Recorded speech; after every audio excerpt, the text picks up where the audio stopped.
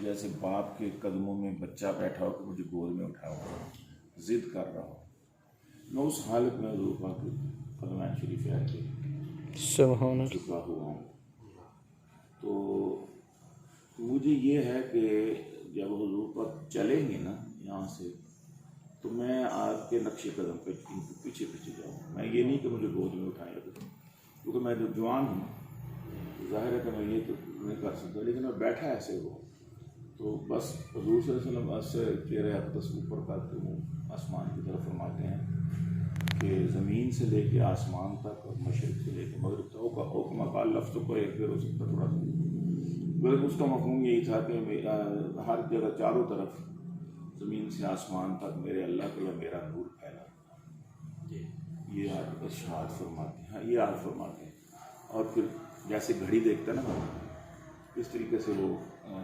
دیکھ کے کہتے ہیں کہ نماز کا وقت ہو چلتا، تو مجھے معلوم ہے مسجد نبوی شریف کی طرف تشریف لے جا رہا ہے، تو آپ رخ پلٹ کے وہ مبارک مسجد نبوی کی طرف، وہ کچا فرش ہے، زمین کچی ہے جیسے مدینے کی پرانی زمین ہے، تو آپ میں پیچھے پیچھے شوق سے جا رہا ہوں اور میں اپنے گھٹنوں کے بل چل رہا ہوں، جیسے بچہ گھٹنوں کے بل چلتا ہے، چلنے سے پہلے یہ سیکھتا ہے، تو میں اسی طرح حضور پاک کے قدمین شریفین کے نشانات پر اپنے ہاتھ رکھوں گی، یہ جس طرح جاتے، تو میں میری خواہش ہوتی ہے کہ میری جو یہ ہتھیلی ہے اس کا جو ہے پشت ہے ہتھیلی کی، یہ رسول اللہ کے طلب مبارک سے سبحان اللہ چھو جائے گا، لگ جائے گا، تو وہ میں تو پھر لگ بھی جاتی ہے، میں دیکھتا ہوں اتنی نرم ہے جیسے آٹے پہ آٹے جیسی نہیں، آٹے میں ہاتھ لگا ہوتا ہے نرم سا ہوتا ہے، تو اس طریقے سے وہ میرا ہاتھ جو ہے یہ پشت جو ہے وہ چھپی ہے، تاکہ پرانے دور کی مسجد نبوی ہے، وہ اس وہی کھجوروں والے اور وہی کوئی میناریں نہیں ہو، پرانے گھر جیسے ہوتے ہیں اس طرح یہ مسجد کا نام دیا ہوا ہے ایک مسجد میں، تو صحابہ کرام بیٹھے ہوئے،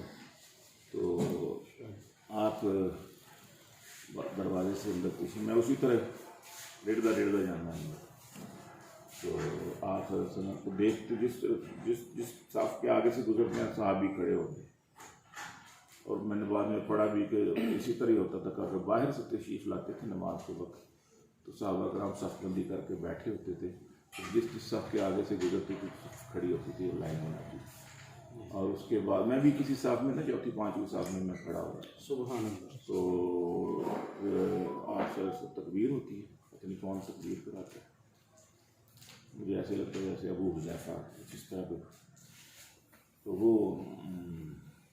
آپ صفیں درست کراتے ہیں، درست کرانے کے بعد پھر